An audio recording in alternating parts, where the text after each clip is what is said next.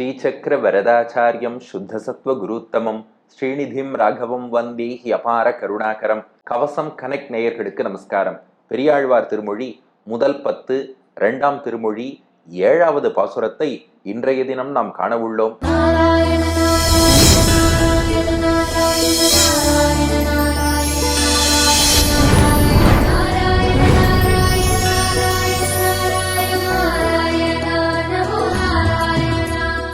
கண்ணபிரானுடைய திருமேனி அவயவத்தை எல்லாம் பெரியாழ்வார் யசோதை நமக்கு காட்ட நாம மானசீகமா ஆயர்பாடிக்கே போய் முதல் பாசுரத்திலே பாதகமலங்கள், 2வது பாசுரத்திலே அவனுடைய திருவிரல்கள், 3வது பாசுரத்திலே வெள்ளித்தண்டையோடு கூடிய கணுக்கால்கள், 4வது பாசுரத்திலே தவழக்கூடிய முழங்கால்கள், 5வது பாசுரத்திலே முன்பு நரசிம்மாவதாரத்தில் இரணியனை தொடையில் போட்டு கிழித்த அதே அந்த தொடைகள், 6வது பாசுரத்திலே அவனது முத்தம் என்று சொல்லக்கூடிய அந்த குஹ்ய சின்னம், இவற்றையெல்லாம் நன்றாக கண்குளிர நம்ம குட்டி கண்ணனை நன்றாக சேவித்து அனுபவித்துக் கொண்டே வருகிறோம். இப்போது 7வது பாசுரம் பெரியாழ்வார் யசோதை நமக்கு காட்டுறா. கண்ணபிரானுடைய முத்தத்துக்கு அப்படியே கொஞ்சம் மேலே பாருங்கள், அவனுடைய இடுப்பு தெரிகிறது. அந்த இடுப்பு எப்பேற்பட்ட இடுப்புன்னா, அதுல முதல்ல ஒரு பவளக்கொடி அணிந்து கொண்டிருக்கிறானா கண்ணபிரான். அழகாக நெருங்கி பவளங்கள் எல்லாம் கோர்க்கப்பட்ட பவளக்கொடி ஒண்ணு அணிஞ்சுட்டு இருக்கான். அதுக்கு கீழே பார்த்தா அழகான அரைஞான் கயிறு ஒன்று அணிந்து கொண்டிருக்கிறான். அதற்கு கீழே பார்த்தா முத்துக்கொடி ஒன்று அணிந்து கொண்டிருக்கிறான். அப்ப மேல பவழம், நடுவுல அரைஞான் கயிறு, அதுக்கப்புறம் முத்துக்கொடி, வரிசையாக 3ம் எவ்வளவு அழகாக அமைந்திருக்கிறது பாருங்கள் என்று பெரியாழ்வார் யசோதை நமக்கு காட்ட நாமும் அனுபவித்து கண்ணபிரானுடைய இடுப்பை ரசிக்கிறோம். அந்த இடுப்பை பெரியாழ்வார் யசோதை பார்த்தா அச்சச்சோன்னு பதறிட்டா. ஏன்னா பெரியாழ்வார்னாலே அஞ்சும் குடியாச்சே. பெருமாளுக்கு என்ன ஆபத்தோன்னு அஞ்சி பல்லாண்டு பாடக்கூடிய அஞ்சும் குடி. பெருமாளுடைய இடுப்பை பார்த்தா பெரியாழ்வார் யசோதை அச்சச்சோ இந்த இடுப்புக்கு வலிக்க போகிறதோன்னு பயந்தாளாம். அதாவது இதற்கு முன்னாடி தொடைய பார்க்கும்போது எப்பவோ நரசிம்மாவதார காலத்துல இந்த தொடைக்கு மேல இரணியனை வச்சார். அப்ப வைத்த அந்த எஃபெக்ட்னால இப்ப வலிக்குமோ, அப்ப முன்பு நடந்த சம்பவம், பாஸ்ட்ல நடந்த சம்பவத்துக்காக கவலைப்பட்டா இல்லையா. இப்ப இடுப்ப பார்க்கும்போது வலிக்க போகிறதோ, எதிர்காலத்துல ஃபியூச்சர்ல நடக்க போற ஒரு சம்பவத்தை பார்த்து பயந்து அச்சுச்சோ இந்த இடுப்புக்கு வலிக்க போறதோன்னு பயந்தாளாம். அதுதான் இந்த 7வது பாசுரம். பாசுரத்தை பார்த்துருவோமா. இருங்கை மத களிறு ஈர்க்கின்றவனை பருங்கி பறித்து கொண்டு ஓடு பரமந்தன் நெருங்கு பவளமும் நேர் நாணும் முத்தும் மருங்கும் இருந்தவா காணீரே வாழ் நுதலீர் வந்து காணீரே. இருங்கையும் மதகளிறு ஈர்க்கின்றவனை பருங்கி பறித்து கொண்டு ஓடு பரமந்தன் நெருங்கு பவளமும் நேர்நாணும் முத்தும் மருங்கும் இருந்தவா காணீரே வானுதலீர் வந்து காணீரே. இந்த பாசுரத்துக்கு சுவாமி மணவாள மாமுனிகள் 2 விதமாக பிரித்து வியாக்கியானம் பண்ணி காட்டி இருக்கிறார். இப்ப முதல் விளக்க உரை என்னங்கிறத முதல்ல பூர்த்தியா விஞ்ஞாபனம் பண்ணிடுறேன். அதுக்கப்புறம் 2வது விளக்க உரை என்னங்கிறதையும் பார்ப்போம். இப்ப இந்த பாசுரத்துக்கான மணவாள மாமுனிகள் வழங்கிய முதல் விளக்க உரை, யசோதை அந்த இடுப்பை பார்த்தாலாம் அச்சோச்சோ எதிர்காலத்துல இவன் என்ன பண்ண போறாங்கிறதும் நம்ம பெரியாழ்வார் யசோதைக்குத்தான் தெரியுமே. அந்த யசோதைக்கு தெரியுமோ தெரியாதோ, நம்ம பெரியாழ்வார் யசோதை சர்வஜர், அவருக்கு எல்லாமே தெரியும். இப்போ குட்டி கண்ணன் 1 மாசம் கூட நிரம்பாத குழந்தை தான்.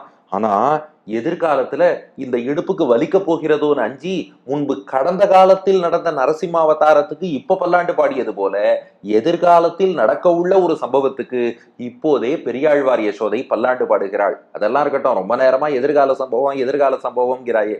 அது என்ன சம்பவம்னா, அதான் பாட்டின் முதல் 2 அடிகள். இருங்கை மத களிறு, களிறுனா ஆண் யானை. இங்கே கம்சனுடைய யானையாகிய குவலையா பீடம் என்ற யானை கண்ணபிரானையும் பலராமனையும் மதுராவுக்கு அழைத்து அங்கேயே வைத்து இருவரையும் அழிக்க வேண்டும் என்பதற்காக ஒரு மதம் கொண்ட யானை, குவலையா பீடம் என்ற யானை, அந்த யானையை ஏற்பாடு பண்ணி வச்சிருந்தானா கம்சன். களிறு அப்படின்னா ஆண் யானைன்னு அர்த்தம். இங்கே கம்சனுடைய யானையாகிய குவலையா பீடம் என்ற யானையைத்தான் களிறு என்ற வார்த்தை குறிப்பிடுகிறது. கம்சன் என்ன பண்ணா, எத்தனையோ அசுரர்களை அனுப்பி ஆயர்பாடியிலேயே வச்சு கண்ணனை அழிக்கணும்னு பார்த்தான். அது நடக்கல. அதனால என்ன பண்ணான்னா, பலராமனையும் கண்ணனையும் மதுராவுக்கு வரவழைத்து அங்கே குவலையாப்பிடம்ங்கிற யானையை வைத்து இருவரையும் அழித்து ஒழிக்க வேண்டும்ங்கிறது கம்சனுடைய திட்டம். அதற்காக அவன் ஏற்பாடு பண்ணி வச்ச யானை தான் குவலையாப்பிடம். அது எப்பேற்பட்ட யானையா? மதக்களிறு, மதம் கொண்ட யானை. அப்படியே மத நீர் பெருகி கொண்டு, சாதாரண யானை மிதிச்சாலே அவ்வளவுதான். அதுவும் மதம் கொண்ட யானை வருகிறது என்றால் சுத்தி உள்ளவாள்லாம் பயந்துருவா இல்லையா? அப்படிப்பட்ட மதக்களிறு. சாதாரண மதக்களிறு இல்லையா, இருங்கை மதக்களிறு. கைனா துதிக்கை, தும்பிக்கைன்னு அர்த்தம். இரும்னா விஷாலமான, பெரிதாக இருக்கக்கூடியன்னு அர்த்தம். அப்ப இருங்கை, அதன் தும்பிக்கையே ரொம்ப பெருசு. எத்தனை பேர் வந்தாலும் தும்பிக்கையில ஒரு சுத்தி சுத்தி தூக்கி வீசிடும். இருங்கை மதம் கொண்டதான களிறு குவலையா பீடம். நம்ம பெரியாழ்வார் யசோதை சொல்றாளாம், இந்த கண்ணபிரான் இன்னொரு 10-11 வருஷத்துல என்ன பண்ண போறான்னா, இருங்கை மதக்களிறு, பெரிய தும்பிக்கையை கொண்ட அந்த மதம் கொண்ட யானையான குவலையா பீடம், அதன் எதிரில போய் நிக்க போறானே. நினைச்சா இப்போதே எனக்கு பதற்றமா இருக்கு. ஆனா கண்ணபிரானுடைய தைரியம் இருக்கே, இவன் எவ்வளவு பெரிய தைரியமானவன்னா, இந்த இளங்கன்று பயமறியாதும்பாளே. 11 வயசு குழந்தை கண்ணபிரான் இருங்கை மதக்களிறு ஈர்க்கின்றவனை. இந்த இடத்துல ஈர்த்தல் அப்படின்னா அதை செலுத்துதல், அதை செலுத்தக்கூடிய பாகன் அர்த்தம். ஈர்க்கின்றவன் அப்படின்னா அந்த யானையை தான் சொல்லக்கூடிய அந்த பாதையிலே நடத்தி செல்லக்கூடிய யானை பாகன் அர்த்தம். முன்பு ஈர்த்துன்னு பார்த்தோம், அதுக்கு கிருஷ்ணனை பிடிச்சுன்னு அர்த்தம். இந்த இடத்துல ஈர்த்தல் அப்படின்னா யானையை பிடிச்சு ஓட்டுறதுன்னு அர்த்தம். அப்ப ஈர்க்கின்றவனை அப்படின்னா அந்த யானையை ஓட்டக்கூடிய யானை பாகன், குவலையா பீடத்தின் பாகன், அவன் தான் ஈர்க்கின்றவன்.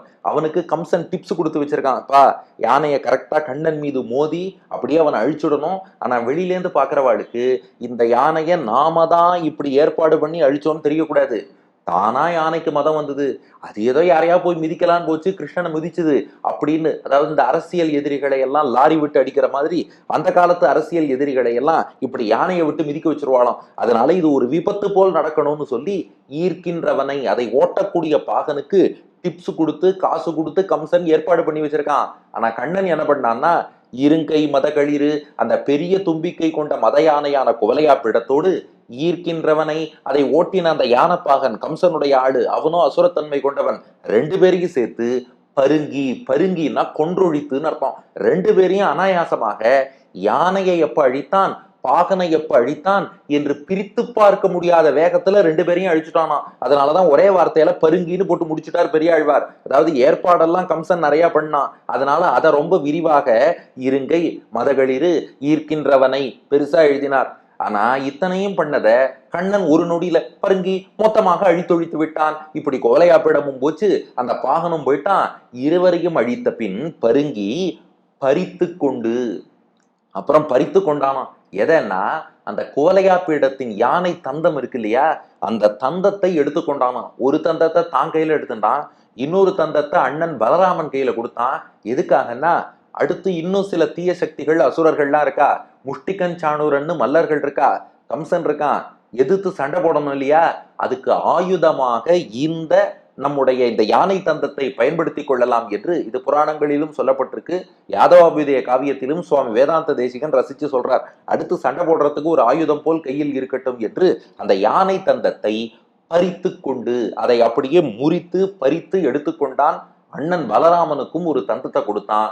கொடுத்துட்டு ஓடு, நேரா கம்சனை நோக்கி ஓடினானா. இனியும் தாமதிக்க கூடாது. பெற்றோர் தேவகி வசுதேவர் ரொம்ப நாளா சிறையில கஷ்டப்பட்டுட்டா. கிடுகிடுன்னு வந்தோமா, சாணூரன் முஷ்டிகன் எல்லா தீய சக்திகளையும் அழித்தோமா, கம்சனை முடித்தோமா, பெற்றோர்களை விடுவிக்க வேண்டும், சிறையில் இருந்து காக்க வேண்டும் என்ற அந்த பதட்டத்தோடு பறித்து கொண்டு யானை தந்தத்தை எடுத்துட்டு ஓடி சென்றவனான பரமன், தன் பரமன்னா ரொம்ப உயர்ந்தவன் அர்த்தம்.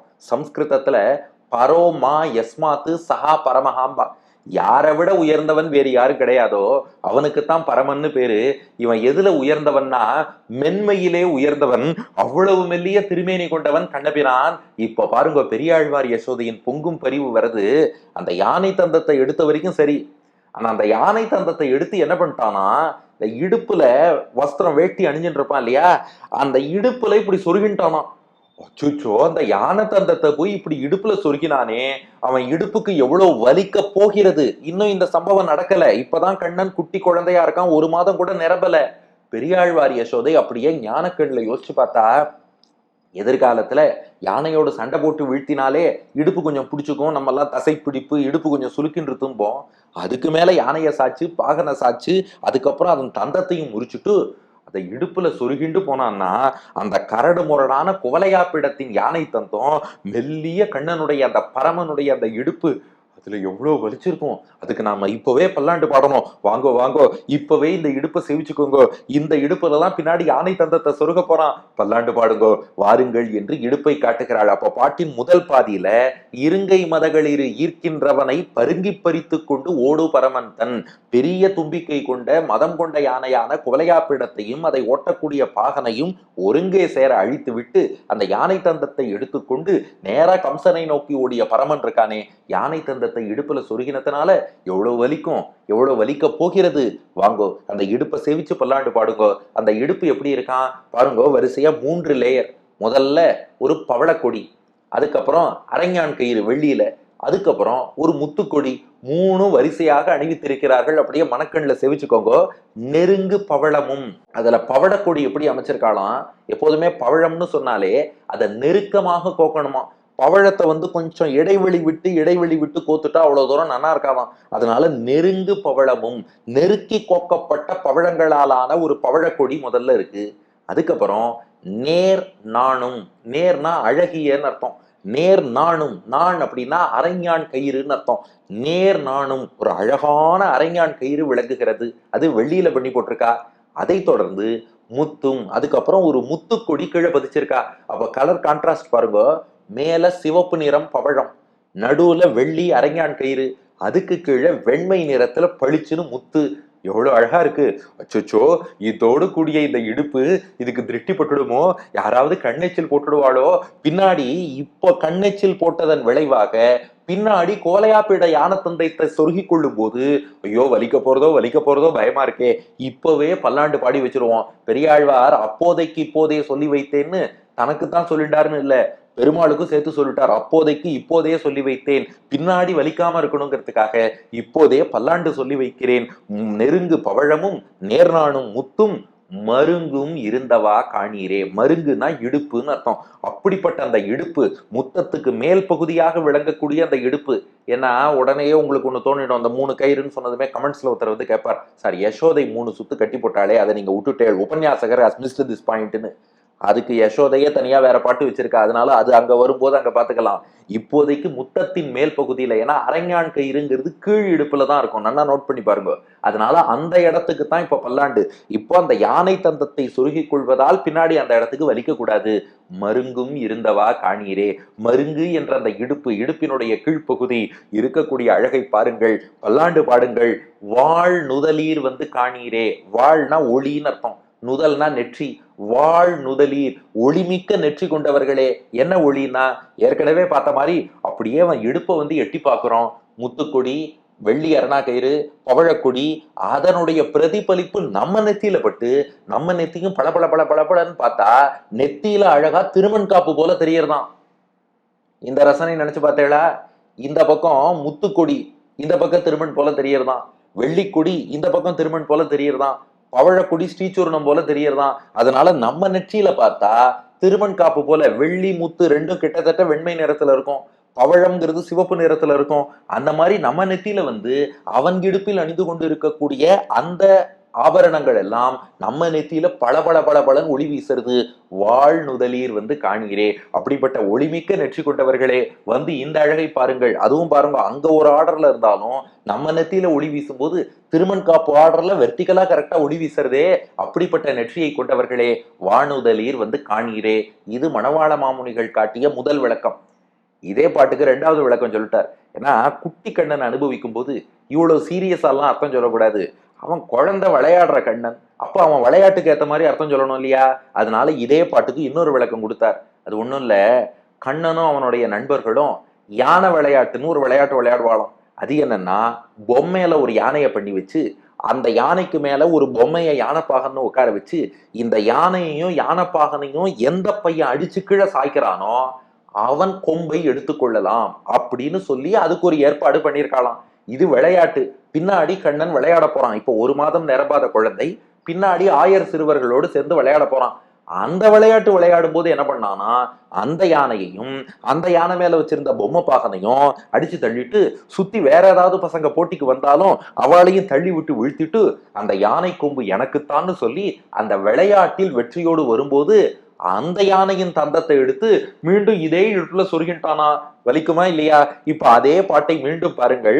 குட்டி கண்ணன் அப்படியே ஆயர்பாடியில யமுனை கரையில மணல்ல பொம்மை யானை, யானை மேல பாகன் எல்லாத்தையும் பண்ணி வச்சுட்டு குழந்தைகள்லாம் சேர்ந்து யார் இந்த யானையை கைப்பிடித்து கேப்சர் பண்ணி யானையை சாய்க்க போறா, யார் கான்கர் பண்ண போறா அப்படின்னு சொல்லி விளையாடி கொண்டிருக்க, இருங்கை பெரிய தும்பிக்கை கொண்ட மத களிறு மதம் கொண்ட யானை போன்ற ஒரு பொம்மையை பண்ணி ஈர்க்கின்றவனை அதை ஓட்டக்கூடிய ஒரு பாகன்னு ஒரு பொம்மையை மேல உட்கார வச்சுட்டு பருங்கின்னா இந்த இடத்துல வீழ்த்தின்னு அர்த்தம். யானையையும் வீழ்த்தி, யானைக்கு மேல உட்காந்துருக்க பொம்மையையும் வீழ்த்தி, கூட விளையாடின்னு இருக்க பசங்களையும் வீழ்த்தி பறித்து கொண்டு யானை சொந்தம் எனக்குத்தான் சொந்தம்னு சொல்லி எடுத்துட்டு ஓடு பரமந்தன். கிருஷ்ணன் என்ன பண்ணானா, நாம இங்கேயே நின்னா வேற எவனாவது நம்மளோட சட்டைக்கு வந்து யானை தந்தத்தை எடுத்துட்டா என்ன பண்றதுன்னு சொல்லி நண்பர்கள் இருந்த இடத்துல இருந்தே எனக்குத்தான் தந்தம்னு கையில எடுத்துன்னு ஓடிட்டான். ஓடும்போது தூக்கி இடுப்புல சொருகிட்டானே, ஐயோ பரமனுக்கு வலிக்குமோ வலிக்குமோ. நெருங்கு பவளமும் நேர்நானும் முத்தும், நெருக்கமாக கோக்கப்பட்ட பவழக்கொடியும் வெள்ளி அரணாக்கயிரும் அதுக்கப்புறம் முத்துக்கொடியும் விளங்கக்கூடிய மருங்கும் இருந்தவா காணீரே. அவனுடைய அழகான இடுப்பை வந்து பாருங்கள், வானுதலீர் வந்து காணீரே, ஒளிமிக்க நெற்றி கொண்டவர்களே வந்து பாருங்கள் என்று இப்படியும் ரசிக்கலாம் என்று இரண்டாவது விளக்கமும் கொடுத்து இருக்கிறார் மணவாள மாமுனிகள். ஆக பாசுரம், இருங்கை மதகளிரு ஈர்க்கின்றவனை பருங்கி பறித்து கொண்டு ஓடு பரமந்தன், நெருங்கு பவளமும் நேர்நானும் முத்தும் மருங்கும் இருந்தவா காணீரே, வாழ்நுதலீர் வந்து காணீரே.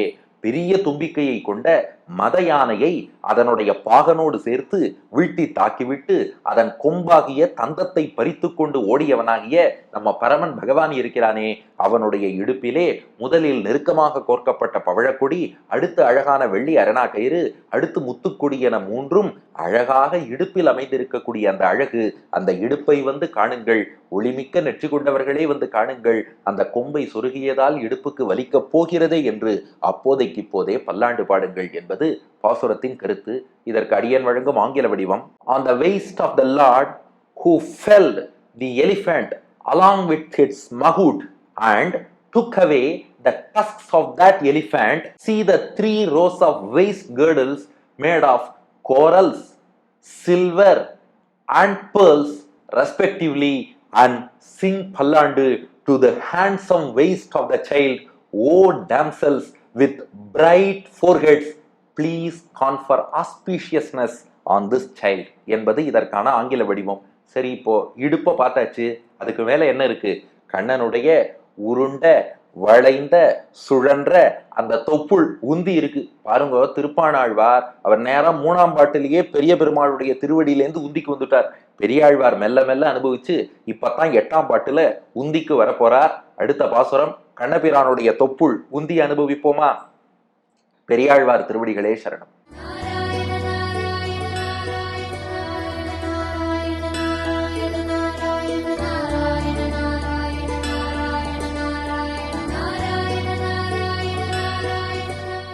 இருங்கை மத களிறு ஈர்க்கின்றவனை பருங்கே பறித்து கொண்டு ஓடு பரமன் தன்னிருங்கை மத களிறு ஈர்க்கின்றவனை பருங்கே பறித்து கொண்டு ஓடு பரமன் தன் நெருங்கு பவளமோ நேரானும் முத்தும் மருங்கும் இருந்தவா காணீரே, வானுதலீர் வந்து காணீரே. நெருங்கு பவளமோ நேர்நானும் முத்தும் மருங்கும் இருந்தவா காணீரே, வானுதலீர் வந்து காணீரே.